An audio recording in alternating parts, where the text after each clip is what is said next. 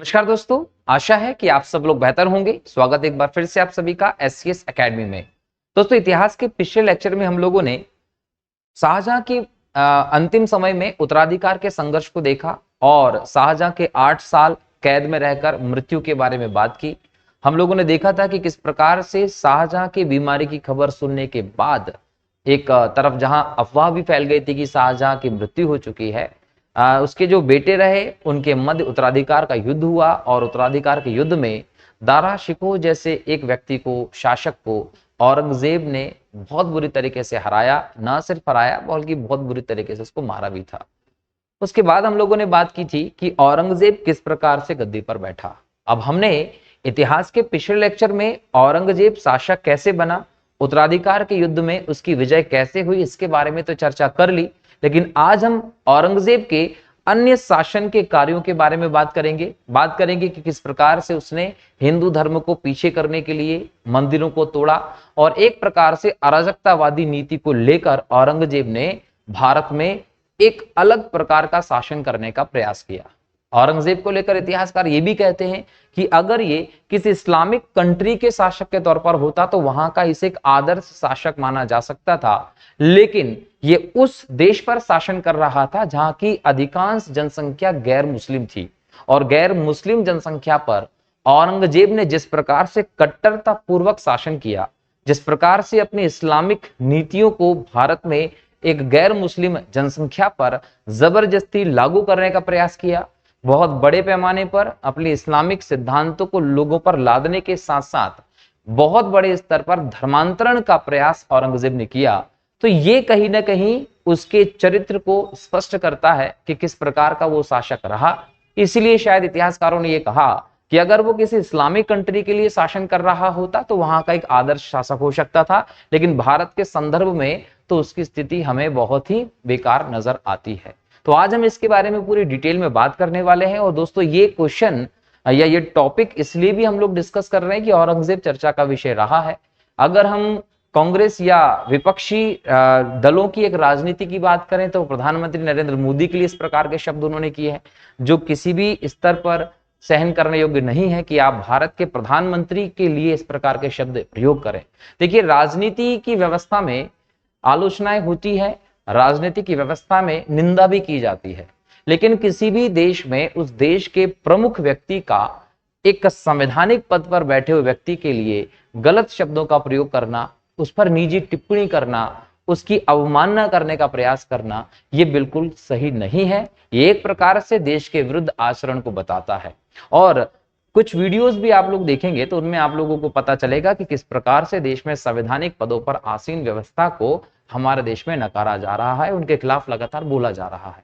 तो चूंकि औरंगजेब शब्द यहां पर चर्चा में रहा है, जिसकी वजह से हम लोगों को इसको चर्चा करना है। और दूसरी बात है कि भारत में जिस प्रकार का भी हमें एक माहौल देखने को मिल रहा है, कहीं ना कहीं हिंदू विरोधी गतिविधियों के लिए जाना जाने वाला ये शासक क्वेश्चन आपको एग्जाम में दिखा सकता है। तो हम इसके बारे में आज डिटेल डिस्कशन करते हैं। औरंगजेब के बारे में बात करें तो लगभग 1658 के आसपास शासक बनता है और 1707 में इसकी मृत्यु होती है, जब तक ये शासन व्यवस्था को संचालित करता रहता है। 1658 में हम लोगों ने देखा उत्तराधिकार के संघर्ष में किस प्रकार से औरंगजेब ने लिप्त होकर सत्ता प्राप्त की। 2 बार इसने अपना राज्याभिषेक कराया और एक कट्टरतापूर्ण शासक इसने किया। लंबे समय तक शासन रहा, इसका लगभग 50 साल हम मानकर चलें। इस लंबे शासन के दौरान औरंगजेब ने लगभग 25 साल अपने दक्षिण के विजय को लेकर निकाल दिए थे दोस्तों, मतलब इसने दक्षिण में अपना इंपॉर्टेंस ज्यादा दिया है। लेकिन जब हम औरंगजेब के बारे में प्रारंभिक जानकारी देखते हैं तो लगभग 3 नवंबर 1618 को इसका जन्म हुआ था।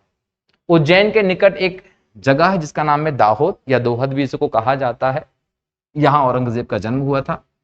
औरंगजेब के पिता शाहजहां था और माता मुमताज महल थी। औरंगजेब के जो अन्य 3 भाई थे जिनको मारकर गद्दी पर बैठता है, वो भी मुमताज की संतान थे, जिनके बीच में आपस में लड़ाई हो रही थी। औरंगजेब की शादी लगभग 1637 के आसपास हमें देखने को मिलती है। फारस राजघराने की राजकुमारी थी जिसका नाम था दिलरास बानो बेगम, जिसे रजिया बीबी कहा गया, इसके साथ होती है। और बाद में औरंगजेब बीबी का मकबरा भी बनवाता है, वो इसी के लिए बनवाता है, औरंगाबाद महाराष्ट्र में। ठीक है, शासन की अगर हम बात करें तो औरंगजेब 2 बार राज्याभिषेक कराता है। एक बार राज्याभिषेक कराता है 21 जुलाई 1658 को आगरा में और 5 जून 1659 को दिल्ली में। जब देवराय की लड़ाई जीत लेता है तो उसके बाद दिल्ली में ये राज्याभिषेक अपना करवाता है। तो 2 बार राज्याभिषेक कराने वाला मुगल शासक जो है वो औरंगजेब रहा है। हालांकि इसके पहले हम लोग देखते हैं कि अकबर जब हुमायूं की मृत्यु हुई थी तो कालानौर में था, वहां ईंट के सिंहासन पर उसका राज्याभिषेक करवाया गया था।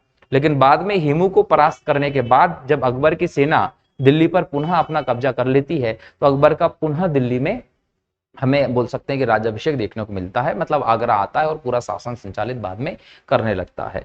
अगर हम उपाधि की बात करें तो औरंगजेब अबुल मुजफ्फर मुहिउद्दीन मोहम्मद औरंगजेब बहादुर आलमगीर पातशाह गाजी की उपाधि से गद्दी पर बैठा था।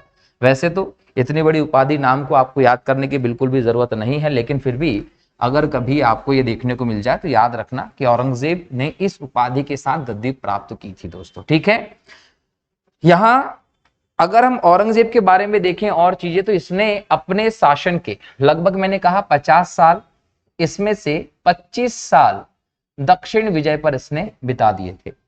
जब हम औरंगजेब के समय की इंपॉर्टेंट घटना की बात करते हैं तो उसकी दक्षिण की तरफ जो योजना रही वो बहुत इंपॉर्टेंट योजना रही। अगर हम इसके समय की व्यवस्था की बात करें तो उत्तर का जो ऑलमोस्ट इलाका है वो पहले के मुगल शासक जीत चुके थे। जहां तक रही काबुल कांधार की बात तो मैंने कहा था लगभग 1632 के आसपास वो पूरी तरीके से मुगलों के हाथ से निकल जाते हैं, पुनः मुगलों के हाथ में वापस नहीं आते हैं। तो वो इलाका तो जा चुका है, लेकिन दक्षिण भारत के जो कुछ इलाके रहे वहां तक अभी मुगलों की पहुंच ज्यादा नहीं थी। वहां अभी भी दूसरे शासक शासन कर रहे थे जिनके द्वारा औरंगजेब को अपना सुल्तान स्वीकार नहीं किया जाना एक समस्या थी। तो औरंगजेब ने अपनी दक्षिण विजय को महत्व दिया। शासन के 50 सालों में से 25 साल तक लगभग वो दक्षिण की विजय में ही लगा रहा। अगर हम यह देखें तो औरंगजेब जो है वो इसलिए लगा रहा क्योंकि वो सबसे ज्यादा महत्वाकांक्षी शासक था। अगर सभी मुगल शासकों में देखें हम लोग तो सबसे शक्तिशाली मुगल शासक भी औरंगजेब था और सबसे ज्यादा कट्टर शासक भी औरंगजेब ही था। इसके साथ साथ महत्वाकांक्षा भी सबसे ज्यादा औरंगजेब में थी और किसी भी कीमत पर जाकर वो अपनी महत्वाकांक्षाओं को पूरा करना चाहता था।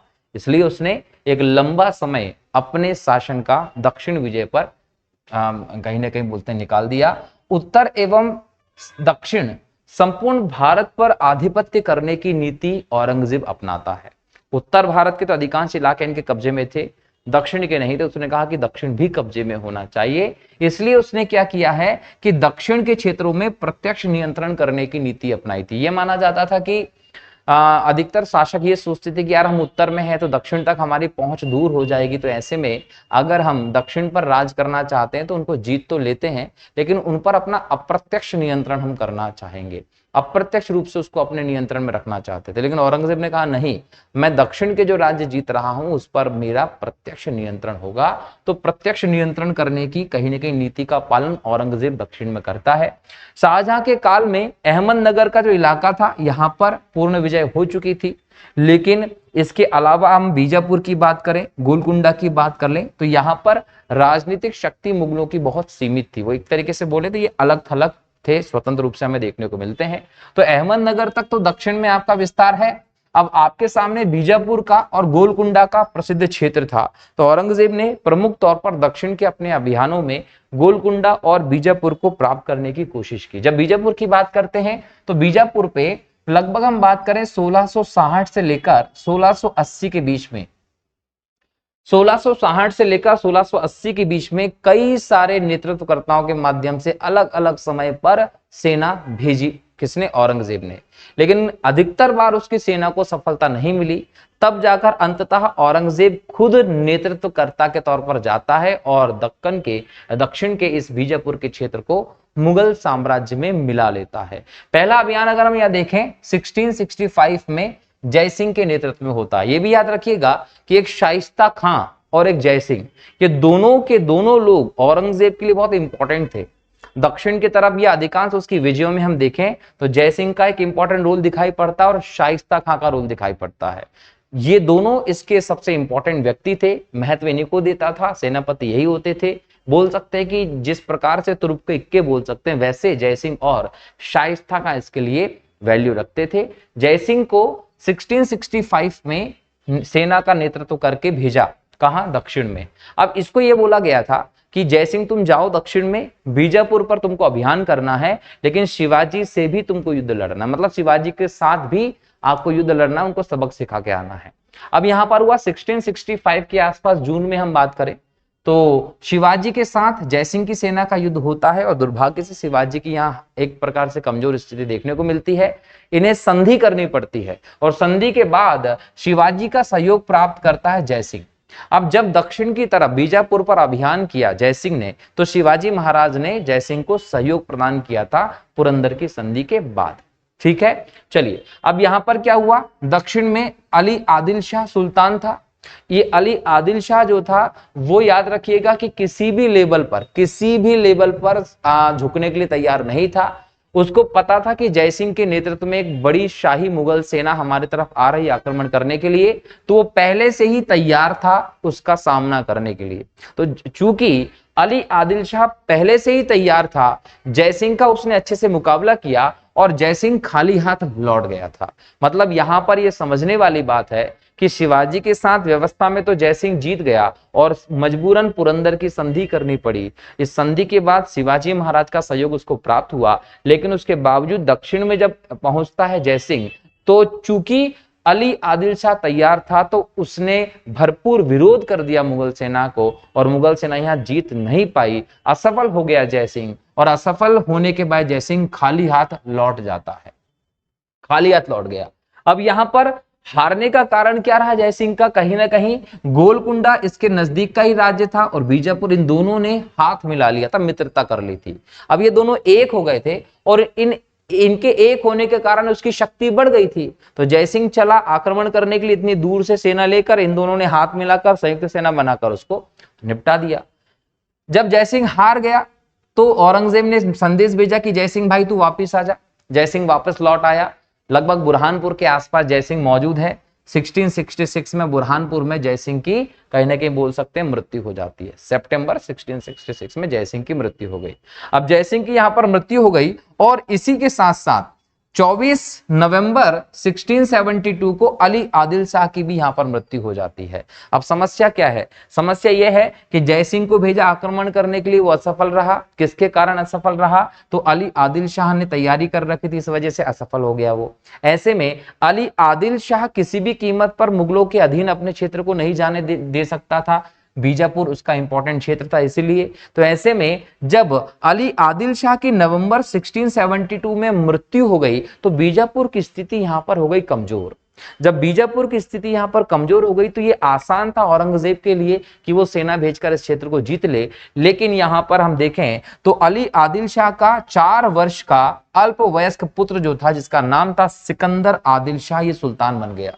अब अली आदिल शाह की मृत्यु हो गई और उसकी जगह पर सिकंदर आदिल शाह सुल्तान बन गया और इसी के साथ साथ बीजापुर की स्थिति कमजोर हो जाती है। और इस कमजोर स्थिति का फायदा उठाने का प्लान बनाता है औरंगजेब और औरंगजेब पुनः एक सेना, बड़ी सी सेना तैयार करता है और बीजापुर की तरफ भेजता है। लेकिन यहां पर एक और समस्या थी। एक और समस्या यह थी कि 1679 में दिलेर खां को दक्षिण के क्षेत्र का सूबेदार बना दिया और इसे आक्रमण करने के लिए भेजा फिर से, किस पर, सिकंदर आदिल शाह के ऊपर, जिससे कि वो हार जाए और बीजापुर मुगल के क्षेत्रों का हिस्सा बन जाए। लेकिन यहां जो सिकंदर आदिल शाह रहा है, कौन, सिकंदर आदिल शाह जो उत्तराधिकारी बना, उसको मराठों का भी और गोलकुंडा के शासकों का भी सहायता प्राप्त हो गई थी। अब चूंकि उनको मराठों की भी सहायता प्राप्त हो गई, गोलकुंडा की भी सहायता प्राप्त हो गई, इस वजह से वो मजबूत हो गया। और जैसे ही औरंगजेब ने दिलेर खां के नेतृत्व में एक सेना भेजकर इसको खत्म करना चाहा, बीजापुर पर कब्जा करना चाहा, तो यहां पर इनके सहयोग के कारण दिलेर खां की सेना हार जाती है। ये दूसरी बार ऐसा रहा कि बड़ी मुगल सेना को हार का सामना करना पड़ा बीजापुर के संदर्भ में। अब दिलेर खां को लेकर भी औरंगजेब बहुत खिन्न हो गया, गुस्सा आ गया, बोले वापस आ जा फटाफट। इसको भी वापस बुला लिया गया। अब क्या हुआ, औरंगजेब ने बोला कि भाई तुम लोग से तो ना बन पानी है, अपन खुद जाएंगे अब आक्रमण करने के लिए। बुरहानपुर में नवंबर 1681 में औरंगजेब पहुंच गया। औरंगजेब ने यहां खुद डेरा डाल लिया। पूरी सेना तैयार करके बैठा हुआ है, अब अपने को आक्रमण करना है। और औरंगजेब ने भी बीजापुर की तरफ अपने नेतृत्व में आक्रमण करना प्रारंभ कर दिया। अब प्रारंभिक समय में जब औरंगजेब ने भी यहां आक्रमण किया तो चूंकि मराठों और गोलकुंडा के लोगों की यहां पर मजबूत स्थिति की सहायता मिल रही थी बीजापुर को, इस वजह से प्रारंभ में औरंगजेब भी असफल हो जाता है। जब औरंगजेब भी असफल हो जाता है तो ऐसी कंडीशन में औरंगजेब को और ज्यादा गुस्सा आता है। अब वो ये चाहता है कि मैं दोबारा से इस पर आक्रमण करके जीतूंगा। और फाइनली 13 जुलाई 1686 में औरंगजेब के नेतृत्व में दोबारा से बीजापुर पर आक्रमण होता है। बीजापुर के क्षेत्र में 1 महीने तक औरंगजेब घेरा डालकर रखता है। 1 महीने तक घेरा डालकर रखने के बाद जो सिकंदर आदिल शाह था उसको विश्वास हो गया कि भाई अब मुगल सेना हटने वाली नहीं है, अब अपने को हारना ही है, मरने से अच्छा है आत्मसमर्पण कर दें। तब जाकर 1686 में 12 सितंबर के आसपास सिकंदर आदिल शाह ने औरंगजेब की सेना के सामने आत्मसमर्पण कर दिया। इस प्रकार से बीजापुर औरंगजेब के कब्जे में आ जाता है। सिकंदर आदिल शाह को 1 लाख रुपए की वार्षिक पेंशन के आधार पर दौलताबाद के दुर्ग में पहुंचा दिया गया। तो ये बीजापुर पर औरंगजेब की लंबी संघर्ष के बाद विजय का परिणाम था, जो हम देख रहे हैं कि 1660 से लेकर 1680 तक औरंगजेब ने अलग अलग लोगों के नेतृत्व में सेना भेजी और फाइनली 1681 में खुद नेतृत्व करके गया और खुद को भी हार मिली, परंतु अंततः उसने 1686 में बीजापुर पर कब्जा कर लिया, उसे मुगल सूबे के तौर पर स्थापित कर दिया और अपने प्रत्यक्ष नियंत्रण में बीजापुर को लेकर आ गया। कौन? औरंगजेब। अब आप लोगों से क्वेश्चन पूछेगा कि औरंगजेब का बीजापुर पर अंतिम रूप से अधिकार कब हुआ? 1686 में। इस समय बीजापुर में कौन सुल्तान के रूप में था? तो सिकंदर आदिल शाह हमें दिखाई पड़ता है। इसके बाद कहानी आती है गोलकुंडा की। गोलकुंडा की बात करें तो 1678 के आसपास औरंगजेब के दक्षिण में अभियान चल रहे थे। बीजापुर के लिए वो प्रयास कर रहा था, वहां पर पर्याप्त सफलता नहीं मिली तो उसने गोलकुंडा के तरफ भी अपनी निगाहें जमाई। गोलकुंडा में इस समय शासन कर रहा था अब्दुल्ला कुतुब शाह। अब्दुल्ला कुतुब शाह का शासन था और अब्दुल्ला कुतुब शाह भी एक साहसिक, एक मजबूत व्यक्ति था। किसी ना किसी रूप में वो अपने साम्राज्य को बचाने में सफल रहा था। यहां अगर हम देखें तो इसकी मृत्यु हो गई अब्दुल्ला कुतुब शाह की कुछ ही समय में। जब इसकी मृत्यु हुई तो इसका उत्तराधिकारी बनता है अबुल हसन। अब्दुल्ला कुतुब शाह का पुत्र रहा कौन? अबुल हसन। ये खुद शासक बनता है, लेकिन चूंकि इसकी योग्यता उतनी नहीं थी, इसीलिए जब हम देखते हैं अबुल हसन के समय 2 ब्राह्मण भाई जो हैं वो हमें शासन प्रशासन की बागडोर अपने हाथ में लेते हुए दिखाई पड़ते हैं। मतलब कहने को शासक के तौर पर अबुल हसन दिखाई पड़ता है, लेकिन उसके समय की समस्त जो कार्यवाहियां हैं, जो चीजें, उनका संचालन करने वाला कौन है? तो याद रखिएगा 2 ब्राह्मण भाई हैं। ये एक का नाम है मदन्ना और एक का नाम है अखन्ना। याद रखिएगा कि मदन्ना और अखन्ना दोनों ब्राह्मण थे और इनकी मजबूत मित्रता थी शिवाजी महाराज के साथ। और औरंगजेब और शिवाजी महाराज के बारे में हम आगे चर्चा करेंगे। शिवाजी महाराज के पूरे जीवन काल में औरंगजेब अपने जीवन काल के साथ पकड़ने की कोशिश करता रहा, लेकिन जिस प्रकार से अकबर ने महाराणा प्रताप का पीछा किया और वो उन्हें पकड़ नहीं पाया, वैसे ही औरंगजेब ने शिवाजी महाराज के पीछे पड़ा और कभी शिवाजी महाराज को वो पकड़ नहीं पाया, हरा नहीं पाया था। तो शिवाजी महाराज की कहानी हम मराठा साम्राज्य के साथ साथ पढ़ने वाले हैं। यहाँ शिवाजी महाराज की अच्छे संबंध मित्रता पूर्वक मदन्ना और अखन्ना साथ थे और ये दोनों के दोनों ब्राह्मण थे जिनका सपोर्ट था किसको? अबुल हसन को। अब यहां पर यहीं से कहीं ना कहीं कारण उपजता है गोलकुंडा पर आक्रमण करने का। एक तो ये कि दोनों भाइयों की शासन में प्रधानता है और औरंगजेब हिंदुओं से लगभग नफरत करता था। उसका प्रयास ये होता था कैसे भी करके हिंदुओं को मुसलमान बना दिया जाए, उसका टारगेट ही ये था। कहीं ना कहीं धार्मिक रूप से वो इस प्रकार की नीति का पालन करने वाला शासक रहा कि भारत को पूरी तरीके से मुस्लिम देशी बनाना चाहता था। तो उसके उद्देश्य में कहीं ना कहीं वो देख रहा है कि यार मदन्ना अखन्नता जैसे लोग हैं जो कि कहीं ना कहीं ब्राह्मण हैं और ये यहाँ पर शासन का पूरा संचालन कर रहे हैं। एक तो इस बात से औरंगजेब को अच्छा नहीं लगा। दूसरी बात ये कि मराठों के साथ शिवाजी महाराज के साथ तो उनका संघर्ष चल ही रहा था।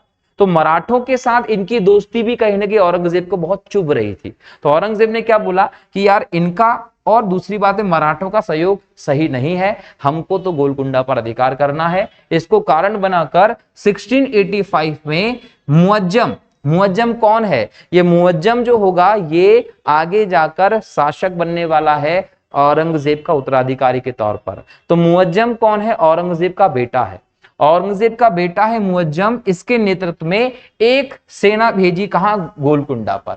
अब गोलकुंडा पर सेना भेजी, इस सेना का मदन्ना और अखन्ना ने बहुत गंभीरता के साथ विरोध किया और इस मुअज्जम को यहां पर सफलता नहीं मिली। देखिए ये भी असफल रहा। फलतः अंत में 1687 में औरंगजेब खुद यहां पर नेतृत्व करता है। जहां एक और देखें 1686 के आसपास औरंगजेब बीजापुर पर अभियान कर चुका, उस पर कब्जा कर लिया, अब है तो वो यहीं। तो उसने क्या किया, यहीं कहीं अपनी सेना की दिशा कहां मोड़ ली, गोलकुंडा की तरफ। और 1687 में औरंगजेब ने खुद लीड करते हुए गोलकुंडा को जीत लिया। गोलकुंडा के शासक जो रहे अबुल हसन, उसको इसने दौलताबाद के दुर्ग में भेज दिया और उसको 50,000 की पेंशन वार्षिक तौर पर देना कबूल किया। इस प्रकार से औरंगजेब के समय मुगल सूबों की संख्या 20 हो गई। एग्जाम में आप लोगों से क्वेश्चन पूछेगा कि मदन्ना और अखन्ना नामक योद्धाओं का, भाइयों का संबंध किस रियासत से, किस क्षेत्र से रहा है, तो गोलकुंडा से रहा है। और किस मुगल सुल्तान के समय सबसे ज्यादा सूबों की संख्या हो गई थी, 20, औरंगजेब के समय हो गई थी जब उसने गोलकुंडा पर कब्जा कर लिया। तो इसके बाद हम दोस्तों देखते हैं कि शिवाजी महाराज मराठों के साथ भी लगातार औरंगजेब के संघर्ष चलते रहे, लेकिन वहां वो कभी भी सफलता नहीं पा सका, बहुत प्रयास करने के बाद भी ऐसा ना कर सका। इसके बारे में हम मराठा के लेक्चर में देखने वाले हैं। लेकिन यहां देखना है कि औरंगजेब की नीतियों के कारण, उसके पूरे शासन के तरीकों के चलते औरंगजेब के समय पर अलग अलग विद्रोह भी हमें देखने को मिलते हैं। जैसे यहां पर हमें जाटों का विद्रोह देखने को मिलता है। तो औरंगजेब के समय जो जाट का विद्रोह हुआ वो पहली बार हुआ था गोकुल जाट के द्वारा। इसको हराकर इसको मृत्युदंड दे दिया गया। फिर राजाराम जाट ने विद्रोह कर दिया। पहले जाट विद्रोह किसके नेतृत्व में हुआ, गोकुल जाट के, इसको हरा के मार दिया गया। उसके बाद राजाराम जाट ने विद्रोह कर दिया। यहां पर इंपॉर्टेंट थी कि राजाराम जाट के बारे में क्वेश्चन आपसे पूछ सकता है एग्जाम में, ठीक है। मुगल सेनापति की राजाराम ने हत्या कर दी। सिकंदरा में अकबर का मकबरा है, तो अकबर का मकबरा लूट लिया। कहा जाता है कि अकबर के मकबरे को खोदा, अकबर की हड्डियां निकालकर उन्हें जलाने का काम किसने किया, राजाराम जाट ने किया था। और 1688 में राजाराम जाट एक युद्ध में पराजित हो जाता है और इसे मार दिया जाता है। तीसरा हम देखें जाटों का, तो राजा राम के भतीजा था चूड़ामन जाट।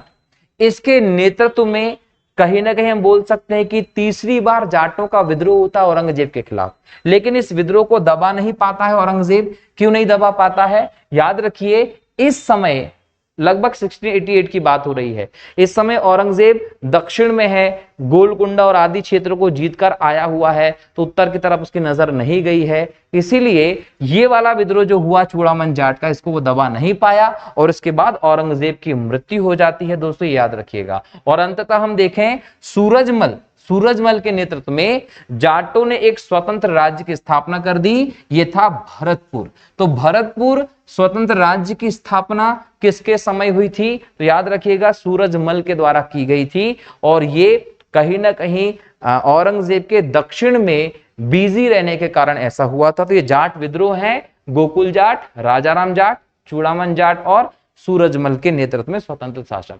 इसके बाद बुंदेला विद्रोह भी देखने को मिलता है।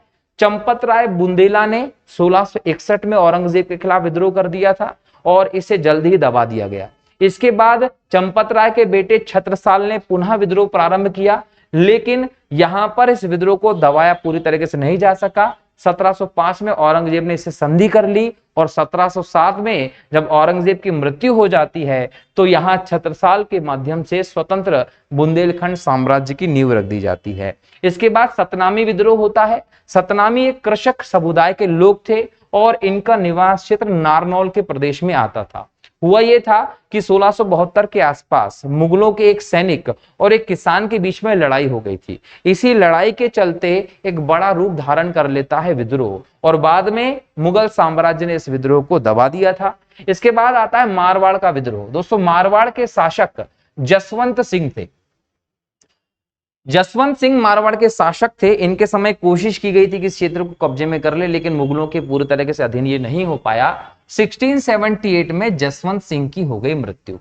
अब जसवंत सिंह की जब मृत्यु हुई तो इनके द्वारा इनका कोई उत्तराधिकारी घोषित नहीं किया जा चुका था। इसका मतलब उत्तराधिकारी घोषित नहीं था, जिसके चलते औरंगजेब ने क्या किया, एक आदेश पारित कर दिया। औरंगजेब ने आदेश पारित करके कहा कि यहां पर कोई उत्तराधिकारी नहीं है, तो ऐसे में जो मारवाड़ का क्षेत्र होगा ये मुगलों के केंद्रीय प्रशासन के अधीन होगा। मतलब सीधे औरंगजेब ने अपने नियंत्रण में इस प्रदेश को लेने का आदेश पारित कर दिया था। लेकिन यहां पर जसवंत सिंह का अल्पवयस्क पुत्र था अजीत सिंह। ये अजीत सिंह जो रहा, इसको शासक बनाने पर लड़ा हुआ था दुर्गादास। तो मुख्य रूप से हम बोलें, दुर्गादास मारवाड़ का शासक बनाना चाहता था अजीत सिंह को, और अजीत सिंह कौन है, जसवंत सिंह का पुत्र है। तो यहां पर अजीत सिंह, दुर्गादास और इनकी माता कहां चले गए, जोधपुर चले गए। जोधपुर जाकर इन्होंने औरंगजेब के खिलाफ विद्रोह कर दिया। हालांकि 1679 में इस विद्रोह का दमन कर दिया गया, और यहीं से पहली बार औरंगजेब ने हिंदुओं पर जजिया कर लगाने का प्रारंभ किया। जजिया कर ऐसा कर रहा जो गैर मुसलमानों पर लगाया जाता था। भारत में पहली बार जब 712 ईस्वी के आसपास मोहम्मद बिन कासिम हमारे देश में आता है, तब इसको हम लोग पहली बार देखते हैं सिंध के प्रदेश में। बाद के शासकों की हम बात करें तो फिरोज तुगलक ऐसा शासक हुआ जिसने इसको मुसलमानों पर भी लगाया। अगर हम और आगे जाते हैं तो फिरोज तुगलक के बाद धीरे धीरे करके हम मुगल साम्राज्य देखते हैं, और मुगल साम्राज्य में अकबर ने इस पर प्रतिबंध लगा दिया था।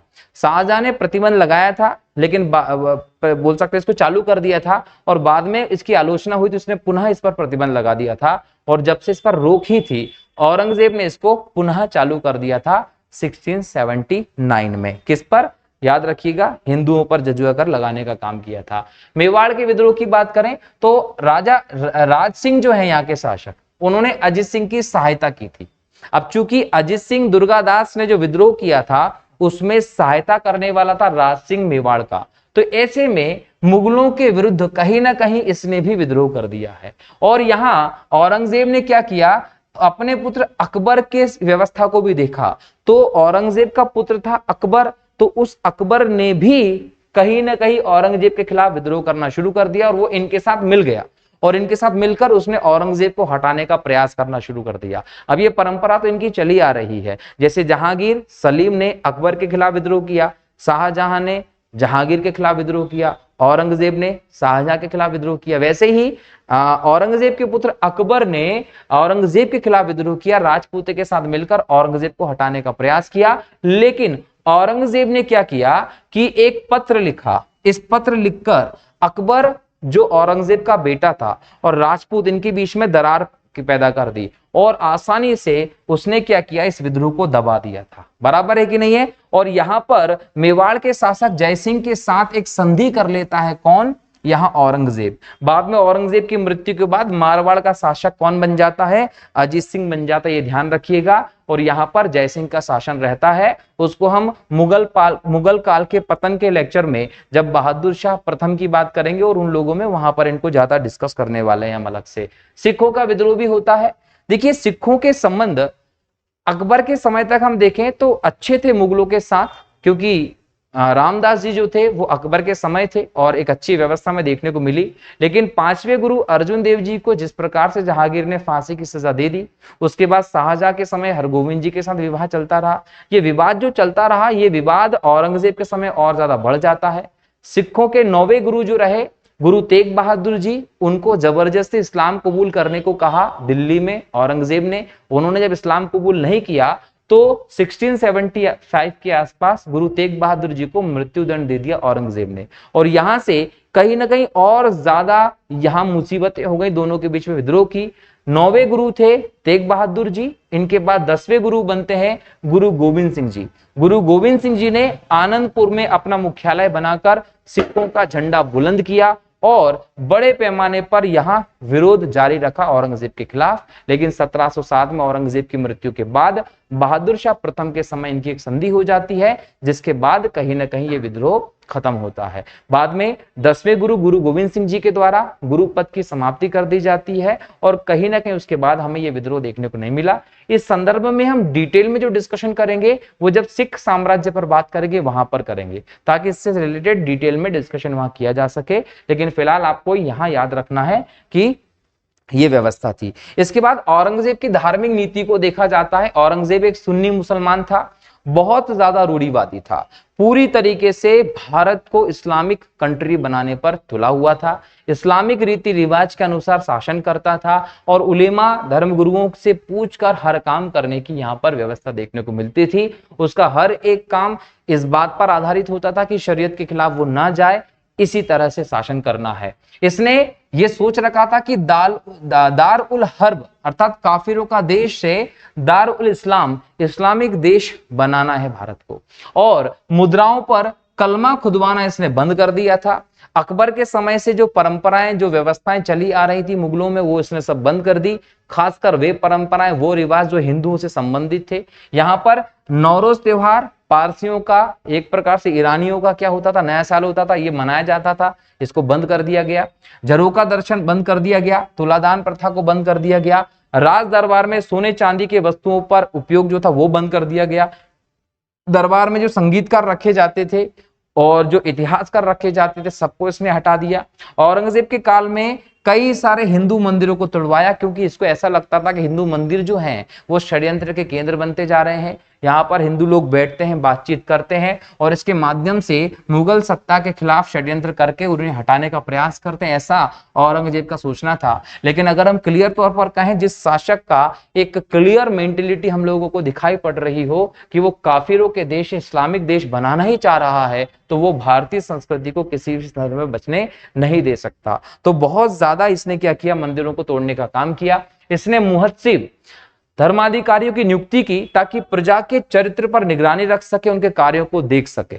क्यों? क्योंकि उसके खिलाफ विरोध ना हो जाए। इसने मुस्लिम व्यापारियों से चुंगी कर लेना बंद कर दिया, हिंदू व्यापारियों पर बहुत ज्यादा कर लगाना शुरू कर दिया था। इसके अलावा 1679 में जजिया कर को पुनः प्रारंभ करने वाला शासक भी कौन था? औरंगजेब था। तीर्थ यात्रा कर जो अकबर ने बंद कर दिया था उसको भी इसने प्रारंभ किया था। कुल मिलाकर हम बोले, हिंदुओं को लेकर एक बहुत ही ज्यादा कट्टर नीति को ये पालन कर रहा था ताकि भारत का इस्लामीकरण ये कर सके। अगर हम औरंगजेब के मूल्यांकन की बात करें तो याद रखिए कि औरंगजेब स्वभाव से अविश्वासी था, आसानी से किसी पर विश्वास ये करता नहीं था और इसलिए इसके जीवन के शासन के जो अधिकतर काम थे ये स्वयं ही करना पड़ता था। इसको दूसरे पर विश्वास नहीं करता था, तो अविश्वास के कारण स्वयं अधिकतर काम करता था। इसलिए हम देखते हैं कि जो अधिकतर अभियान इसने किए उसमें नेतृत्व भी ये खुद ही करता दिखाई पड़ता है। इसने क्या किया, राहदारी परिवहन कर, पंडारी चुंगी कर इसको समाप्त कर दिया। इसका मानना था कि ऐसा समाप्त करने से व्यापारिक गतिविधि बढ़ जाएंगी और इसका राजस्व बढ़ जाएगा। गैर मुसलमान जाति जो होती थी उनके प्रति बहुत ज्यादा असहिष्णु था, उनको बिल्कुल भी ये सहन नहीं करता था। एक मुस्लिम राष्ट्र के लिए एक आदर्श शासक हो सकता था औरंगजेब, यही याद रखिएगा आप लोग। इसके अलावा औरंगजेब ने शाहजहां अकबर जैसा कोई आकर्षण नहीं था। जिस प्रकार की शाहजहां के समय व्यवस्था थी, कुछ व्यवस्था हम अकबर के समय देखते हैं। तो अकबर का जिस प्रकार की नीति हमें धार्मिक बोल सकते हैं कि सुलह कुल की नीति देखने को मिली, धार्मिक रूप से सहिष्णु था वो, थोड़ी बहुत हम लोगों को जो देखने को मिला उससे, तो वैसा कोई भी लक्षण हमें औरंगजेब में देखने को नहीं मिला। ये केवल अपने आतंक और भय को उत्पन्न करना चाहता था, उसी के आधार पर शासन करने की व्यवस्था को देखता था। इसके अलावा हम देखें औरंगजेब को जिस प्रकार के जीवन जीता था, उसके चरित्र की जो विशेषताएं दिखती थी, गुण दिखते थे, उसके आधार पर इसे जिंदा पीर कहा जाता था। लेकिन इसके बावजूद कि औरंगजेब ने हिंदुओं के प्रति, गैर मुसलमानों के प्रति इस प्रकार की कट्टर नीति को अपनाया, उनका कत्लेआम किया, गुरु तेग बहादुर जी को इस्लाम स्वीकार न करने के कारण मृत्युदंड दे दिया, बहुत बड़े लेवल पर धर्मांतरण किया, एक प्रकार से भेदभाव बहुत ज्यादा किया, तो इस सबके बावजूद अगर हम देखें तो औरंगजेब ने जय सिंह को अपने साथ रखा अपने अभियानों पर विजय करने के लिए। यह हम लोगों को देखने को मिलता है और यहीं से हम लोगों को एक और जानकारी मिलती है कि औरंगजेब अगर सबसे ज्यादा ताकतवर मुगल शासक रहा तो उसमें हिंदू शासकों का योगदान रहा। उसने सबसे ज्यादा हिंदू पदाधिकारियों को ऊंचे ऊंचे पदों पर स्थापित किया था। जब नफरत करता था तो भाई क्यों ऊंचे ऊंचे पदों पर रखा, क्योंकि वो जानता था कि इनके सहयोग से वो शासन कर सकता है। तो इस प्रकार से औरंगजेब ने एक लंबे समय तक शासन किया। 1707 में औरंगजेब की मृत्यु हो गई, जिसके बाद हम देखते हैं कि मुगल साम्राज्य का पतन दिखाई पड़ता है। मुगल साम्राज्य के पतन के लिए जहां उसके अयोग्य उत्तराधिकारी बाद के दिखाई पड़ते हैं, वहीं हम औरंगजेब की नीतियों को भी इसका बहुत बड़ा कारण मानते हैं, जिसको हम मुगल साम्राज्य के पतन वाले लेक्चर में डिटेल में देखेंगे। दोस्तों, मध्यकाल के इतिहास का जो ड्यूरेशन है वो 800 ईस्वी से लगभग 1707 ईस्वी तक माना जाता है। हमने इसके सभी टॉपिक्स को औरंगजेब की मृत्यु के साथ खत्म कर लिया है। यहां से आपका मध्यकालीन इतिहास का चैप्टर खत्म हो जाता है। अब अगले लेक्चर में हम लोग बात करने वाले हैं मराठा साम्राज्य शिवाजी महाराज के बारे में, जिससे कि औरंगजेब और शिवाजी महाराज का जो संघर्ष रहा है वो हम लोगों को देखने को मिलेगा, और कहीं ना कहीं मराठों का एक इंपॉर्टेंट टॉपिक कवर हो जाएगा। तो आपका एग्जाम में क्वेश्चन यहां से भी नहीं छूटेगा। फिर हम आधुनिक भारत के इतिहास पर चर्चा करेंगे दोस्तों, ठीक है। तो मिलता हूं अगले लेक्चर में नए टॉपिक के साथ, तब तक के लिए बहुत बहुत शुक्रिया। जय हिंद, जय भारत, वंदे मातरम, जय श्री राम।